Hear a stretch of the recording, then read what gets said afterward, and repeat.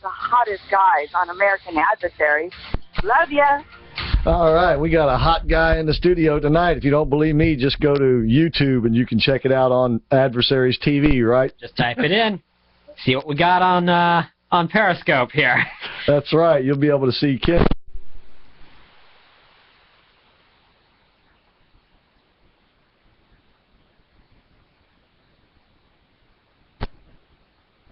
I say.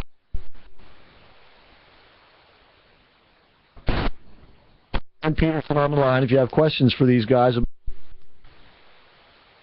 right now 407-774-8255. And I see here the agenda. You're gonna start off with a quick networking session. Yeah, we always have begun our programs with networking because that's the whole idea of being business people together of like minds that they get to know one another. Now, are most of the people who attend these meetings conservative business owners? No, this is the nicest thing about it. This time, for example, we're getting support from the Haitian Chamber of Commerce, Hispanic Chamber of Commerce. I think that someone from the Orlando Chamber is going to also be represented there. So it's a broad business base of business people. But if you take a look at our website, we are conservative and libertarian in orientation. All right, that's allbusinessoutreach.com, the website he's talking about. Then I see Dan Peterson is going to be speaking for about a half an hour. Dan, I don't want you to give away the ending or anything, but can you give us a little tease or synopsis about what you're going to discuss tomorrow night? I'd be glad to. I wish that there would be some ending sometimes, but battle always seems to go on and on. No, I'm going to be sharing just some of the motivations of why we continue to need to be vigilant regarding our property rights, because there's been some recent actions by the EPA and the Army Corps of Engineers that here in Florida could have basically meant that every property owner would have run through any request to change his property through the EPA, because they would have had jurisdiction over all the land in Florida. So I'll be sharing about some of the upcoming battles that we anticipate with the legislative session, which this year is going to be in January and February because of the election year. So I've got things that I'll be sharing about that. A lot of it's really good news. There's some encouraging stuff happening there. And by the way, these things don't affect just private property owners in the sense of your house or your dwelling, but this obviously would be very constrictive to businesses as well, what you were just talking about with EPA, Dan.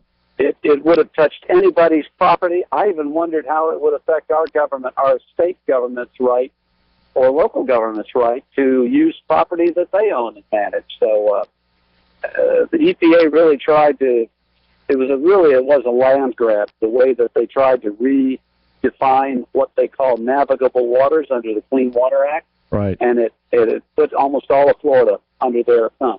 Yeah, as a matter of fact, John L. Casey, who is a scientist who's on our show, was talking about that. And he said lands that aren't even in 100-year flood zones were going to be included in this. Yeah, if you were within 1,000 feet, I believe, was the standard there. It was just absurd to read it, but they tried to get away with it. Fortunately, some judges put a stay on the implementation of that rule, and that's on hold right now. Yeah. The next step would have been for them, well, rain is water, so wherever it rains, we have a right to, dictate what goes on in that property, right? That's essentially what it was. It came down to just about anywhere water would gather, you could now be part of the waters of the U.S. All right. So Dan will be speaking tomorrow night at the Small Business Forum. After Dan speaks, then the Lieutenant Governor is going to speak. Correct. He's flying into the executive airport. Okay. And now he is running for Senate, but this is not a campaign rally for him to be running for Senate. No, this is part of our get-together to bring government officials, like we brought the Senate president down a couple of years ago to talk to small business people. And as I said, though, Carlos Lopez Cantera is running for Marco Rubio's seat, and hopefully he'll like the job when he gets it. Oh, I'm sure he will. Now he is. I've seen him speak a couple of times. He seems to be a very dynamic speaker. Have you seen him? Yes, he is. I'm very impressed with him. In fact, it's one of the nicest things about the Scott administration. They brought him in, and he replaced the other lieutenant governor that I have been trying to get down to Orlando for a long time, and got in contact with his people, and they're making them available. All right, and once again, this is tomorrow night. It's downtown at the Mark Street Senior Center, corner of Marks and Magnolia, and there is a parking garage there, but there is some free parking, so if you get there early enough, you can park for free. And it is free to get in, but they would like you to pre-register by going to allbusinessoutreach.com. That's allbusinessoutreach.com, or KenChrisD2 at MSN.com. MSN.com. That's the fastest way of doing it. Okay, we have Sherry on the line, and she has a question for Dan. Thanks for calling, Sherry. Hey, Chris. Hey, Howdy. Dan. Hey. I'm glad you're back on the show. I've been hoping you'd get on here. I need to ask you a question. About a month or so ago, I had a note put on my front fence, my gate out there, and they just put it on the gate. And so I read it, and I think I got one about 2 years ago, and I ignored it.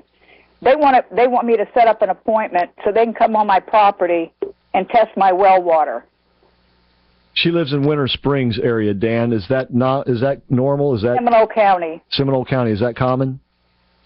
I don't know how common it is, but sounds pretty harmless to me.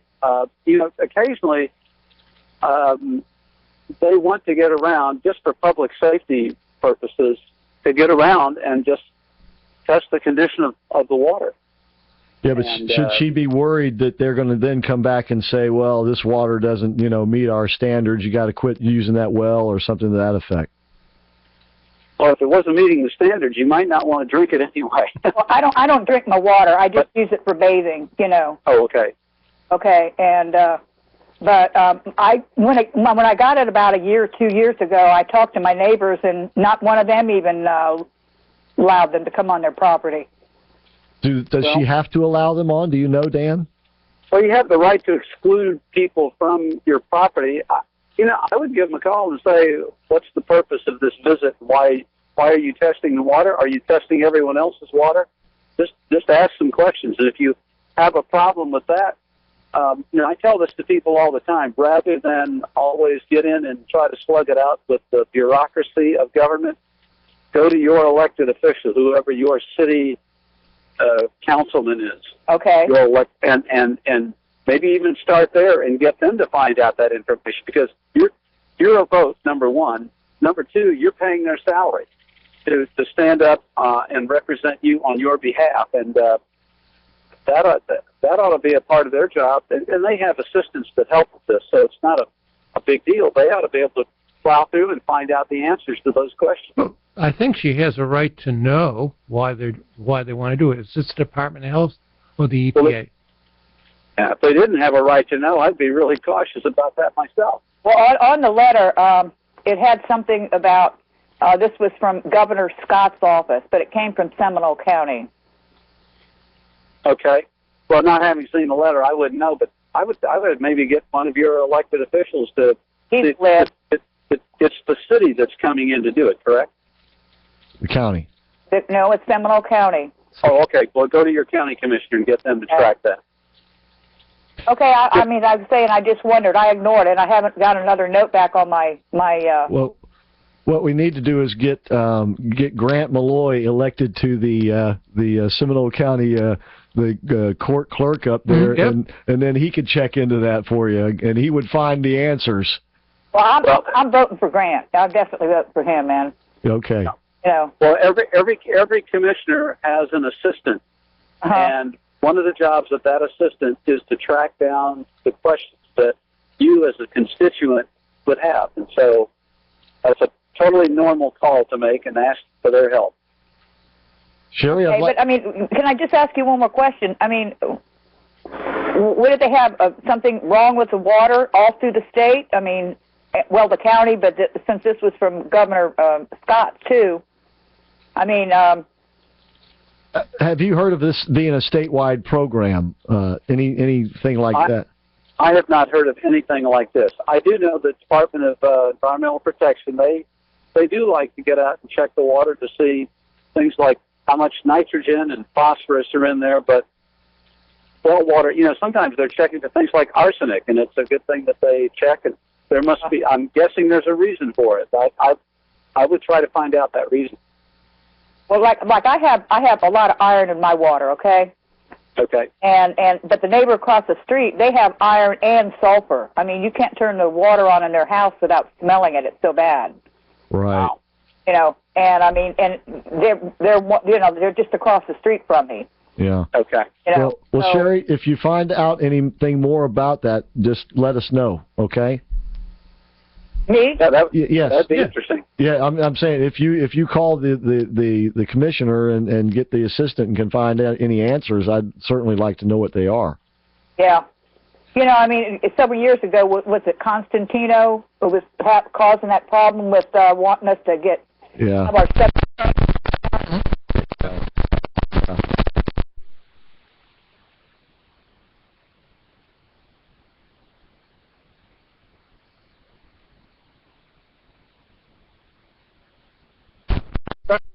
Or are you on sewer system there? No, I'm on septic also.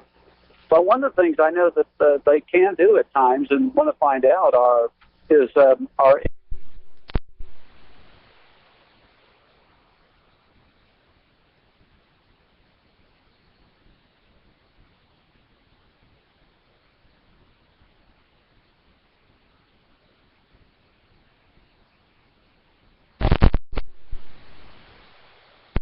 things about people wanting to come over and tell you can't do this with your pond, and you can't do the EPA, and right. I'm not a conspiracy. I just hear things on the news, Well, right now you're okay, but if that new ruling from the EPA had actually gone into effect, you would definitely have been affected by that.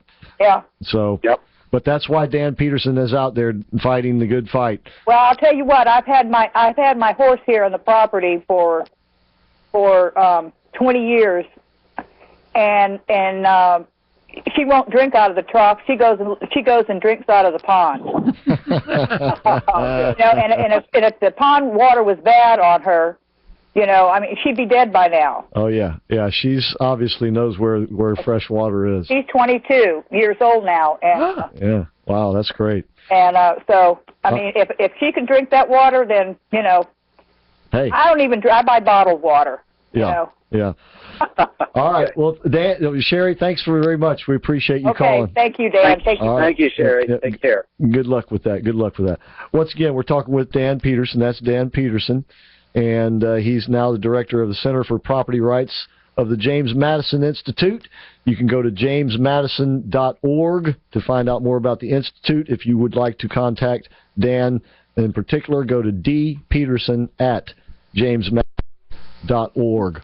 And he once again will be speaking at the Small Business Forum at the Mark Street Senior Center. It is free, but they would like you to register, allbusinessoutreach.com.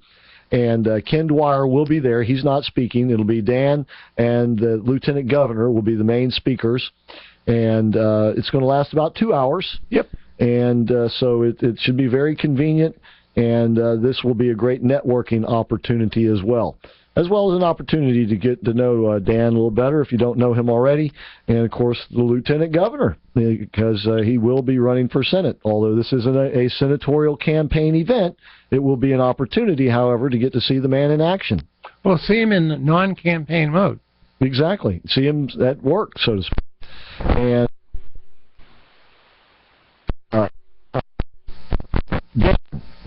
I'm going to have to let you go here in just a couple of minutes. Where are you playing next?